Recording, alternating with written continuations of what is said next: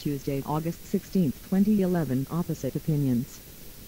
When my messages are given, my words are to empower and awaken. None of these messages are to cause negative thoughts towards anyone or any circumstance. None of my comments are angry or advising anger against those who do things they believe to be right. I've been trying to teach the fallicy of divisive attitudes. Right and wrong cause of much of the disharmony in today's world. Good and bad, right and wrong, and light and dark are all mental attitudes, and the determination of which one best applies depends on one's thoughts about a particular circumstance. Opinions can go either way. Good would qualify the way that individual thinks, and bad would be the label placed on an opposite opinion. Right and wrong is the same, and so is light and dark. We talk about being light and bringing light, but those living in darkness will see light as the opposite of their way of thinking and call it dark. And so it is. Cancel your divisive thinking and accept that all points of view are correct to the one doing the evaluating. Complementary attitudes can do more for increasing awareness than total agreement for those that are in direct opposition. In the big picture, opposing attitudes offer the opportunity to defend yours or let go of the righteous attitude that creates division. Just dropping the attitude towards the opposite concept is enough to make a big leap in the cause and effect factor in human growth. Being opposed to another's opinion is okay, as long as there is opening for conversation and compromise.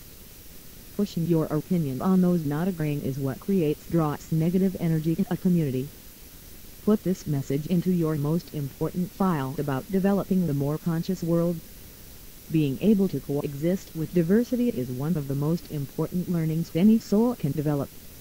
Accepting differences is where this lesson begins, but the next level is to be able to move love into that difference, making the difference a catalyst for becoming more loving. In the human condition, it is not common to be appreciative of differences. In fact, differences have historically been a major cause of negativity and divisiveness. Blaming the less able as an excuse to be considered better than them has been a natural instinct in all cultures.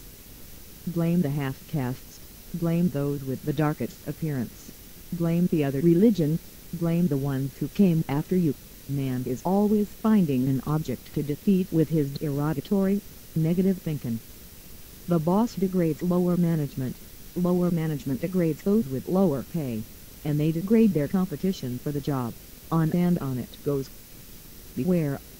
None of these attitude demonstrations are in anyone's best interest, as cause and effect is at play in every case. Dark and light do not apply to these comments, only ignorance. Being discerning is not about determining whether someone agrees with your belief or not.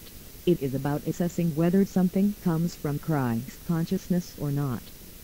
Anything that does not come from Christ's consciousness is just another ego's opinion. Now let's take this into the arena of condemning an opponent in a political race. Condemning the opposition candidate draws dark, negative conditions to all, not just the one on the receiving end, or only the one delivering the content. All who agree and all who disagree are also drawn into divisiveness. How can you campaign without delivering anti-other messages? Act like an angel and allow others to like what they are experiencing. When the U.S. Congress makes the world gasp at their divisiveness, the world needs to see how this condition mirrors their own way of being. Is there any country that is not divided in this way? Not really. Can this be changed? Yes, with more consciousness in those delivering the energy to the discussion. At this point, I want you to let go of all attitudes about being right or wrong, good or bad, and dark or light. Allow your own breath to take you to the core of your being where God consciousness is found, and ask, can you show me how I can help make a better world? Then do whatever is given as an answer to that question. Allow others to do what they do. Accept the division that currently exists, as it is. But do whatever your heart tells you to do regarding your own choices. And don't condemn another, or an act of God. for anything that happens to appear in your awareness. Become an angel and give only love as a response. I am that I am Ascended Master Saint Germain, channeled by your universe.